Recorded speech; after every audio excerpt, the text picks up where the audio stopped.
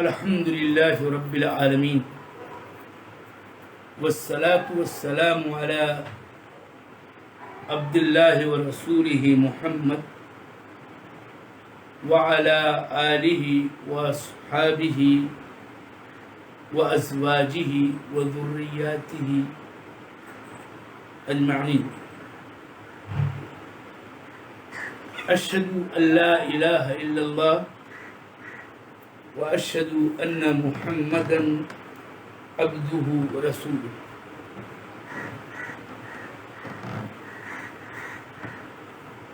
اسلامی و دینی بھائیوں، دوستوں، رمضان المبارک کا مہینہ شروع ہو چکا ہے.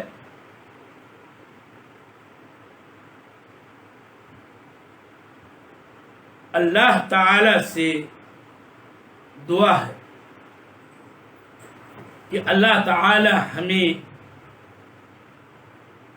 نیکیوں کی، اعمال صالحہ کی توفیق بخشے. اس حوالے سے میں اس ماہ مبارک کے کچھ ایام میں تذکیر، موعظت و ارشاد کے کچھ کلمات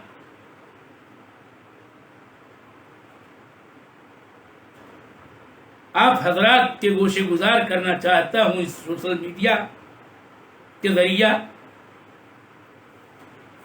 اور اس طرح سے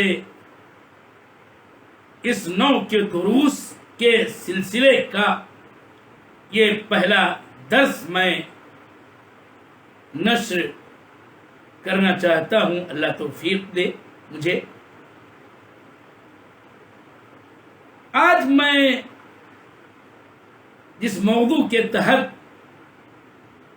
کچھ باتیں آپ کے سامنے رکھنا چاہتا ہوں وہ ہے فضائل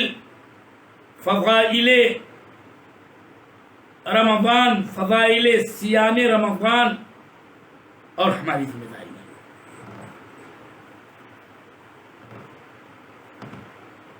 مسئلہ فضائل اور فضائل کے ذکر اور فضائل کی تکرار اور اس کے اعادے کا اہم نہیں ہے کہ لکھی ہوئی منفرد کتابوں کے اندر جو رمضان اور صیام رمضان سے متعلق ہیں، نہ جانے کتنے مضامین و مقالات جو مختلف جرائد و مجلات اور رسائل میں قدیم دور سے لے کر کے آج تک شائع ہیں. ان میں اسی طرح سے پمفلیٹ اور چھوٹے چھوٹے بطاقات سے لے کر کے جاذب نظر مدارس، مراکز، معاہد، جمعیات، مؤسسات وغیرہ کی جانب سے شائع ہونے والے فضائل رمضان المبارک سے متعلق جاذب نظر پوسٹر وغیرہ میں فضائل کی باتوں کا، جن کا تعلق رمضان سے ہے، جن کا تعلق رمضان کے روزوں سے ہے، جن کا تعلق رمضان کی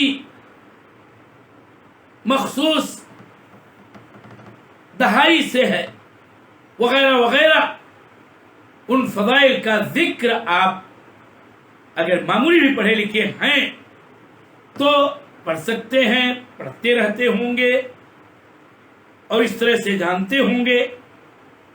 اور ہمارے علماء، ہمارے خطبہ، ہمارے واعظین، ہمارے مبلغین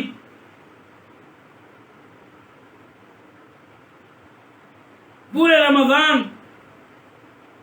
بلکہ آمد سے پہلے ہی اپنے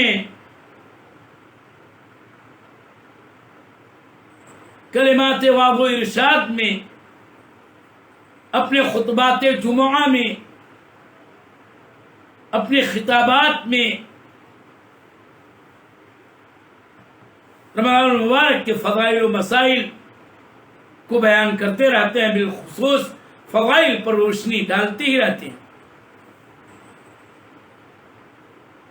اس لیے کوئی نئی بات نہیں ہے کہ جو کوئی پیش کرے گا اس موضوع پر. اس لیے یہی اشارہ ہی کافی ہے کہ رمضان المبارک وہ مہینہ ہے کہ جس میں قرآن اتارا گیا. رمضان المبارک وہ مہینہ ہے کہ جس کی لیلۃ القدر میں رمضان المبارک اتارا گیا. رمضان المبارک کا مہینہ وہ ہے کہ لیلۃ مبارکہ میں قرآن کریم کو اللہ تعالی نے اتارا. رمضان المبارک کا مہینہ فضائل کے متعلق یہ حدیث سی کافی ہے اکیلی کہ رمضان جب داخل ہو جاتا ہے تو جنت کے دروازے کھول دیے جاتے ہیں، جہنم کے دروازے مغلق کر دیے جاتے ہیں، بند کر دیے جاتے ہیں. مردۃ الجن، شیاطین پاب زنجیر کر دیے جاتے ہیں.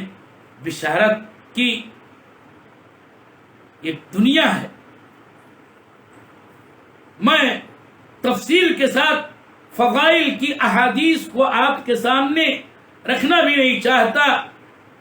ہاں، مجمل یہ کہتا ہوں کہ فضائل و برکات، فیوض و خیرات کا ایک جہاں ہے جو اللہ تعالی نے رمضان مبارک اور اس کی ساعتوں میں، اس کے شب و روز میں اور اس سے متعلقہ عبادات میں رکھا ہے. لیکن فضائل کی تمام احادیث کے سلسلے میں یہ بات ہمیں جاننی چاہیے کہ فضائل جو اللہ تعالی نے رکھے ہیں، فضائل جو اللہ نے عطا کیے ہیں، اور اللہ تعالی کا یہ فضل و احسان ہے، اس کا انعام ہے کہ اس نے مہینوں میں سے بعض پر، شب و روز میں سے بعض کو بعض پر، اور ایسے بھی عام اوقات و ازمان میں سے بعض کو بعض پر فضیلتیں بخشی ہیں. اور رمضان کا کیا پوچھنا.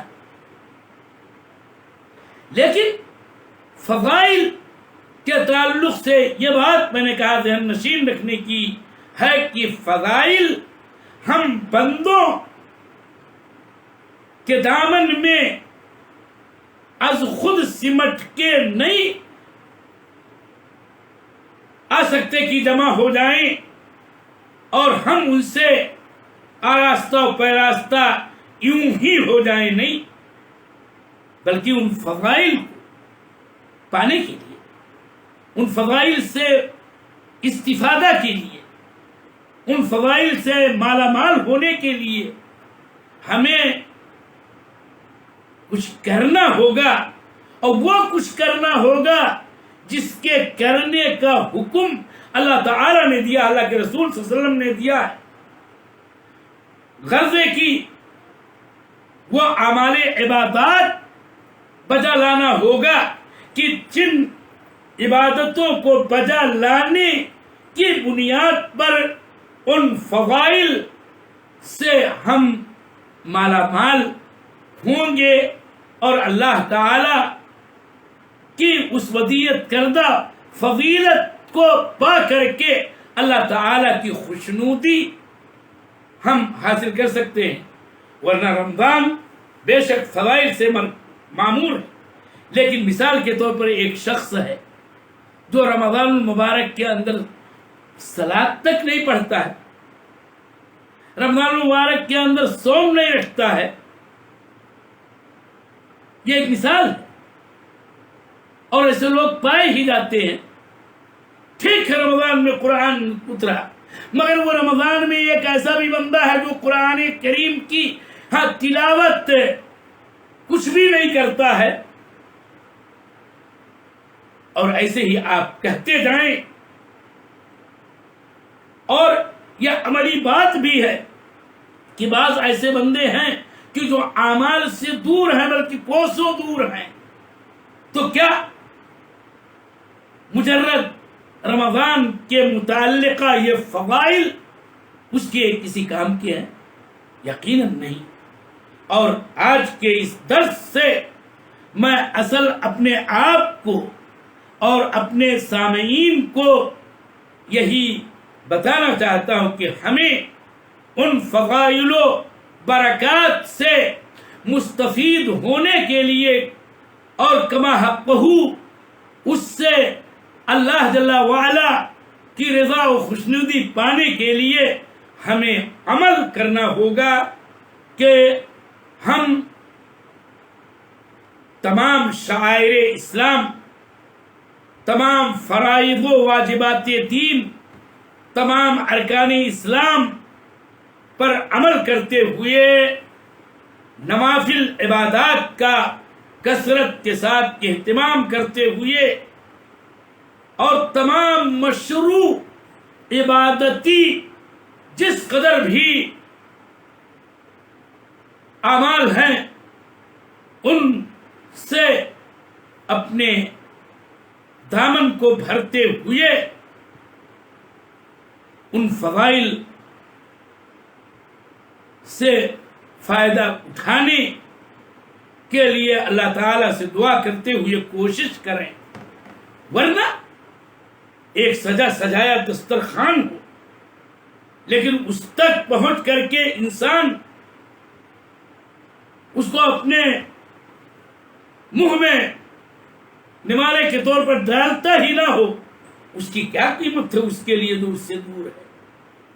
یہی حال فضائل و صیام رمضان کا ہے کہ اگر ہم عملی طور پر کوسوں دور ہیں تو وہ فضیلتیں اپنی جگہ پر دھری کی دھری رہ جائیں گی اور ہمارا دامن اجر و ثواب سے خوشنودی رب العالمین پانے سے خالی کا خالی رہے گا. مسئلہ تو اس جد و جہد کا ہے، اس نشاط و سرگرمی کا ہے کہ جس کا ثبوت دینا چاہیے رمضان میں کہ اللہ کے نبی صلی اللہ علیہ وسلم رمضان المبارک کے اندر اس کی بعض دہائیوں سے متعلق، آخری دہائی سے متعلق جیسا کہ منقول ہے کہ آپ کچھ عجیب انداز کا عبادات کے اندر اجتہاد کیا کرتے تھے. تو ایسے ہی ہم کو اور دنوں کے مقابل میں رمضان المبارک کے اندر عبادتوں کے اندر خوب محنت کرنی ہوگی تاکہ مولا راضی ہو جائے. دعا ہے کہ اللہ تعالیٰ ہمیں فضائل رمضان سے استفادہ کی توفیق عطا کرے. وآخر دعوانا الحمدللہ رب العالمین وصلی اللہ علیہ النبی.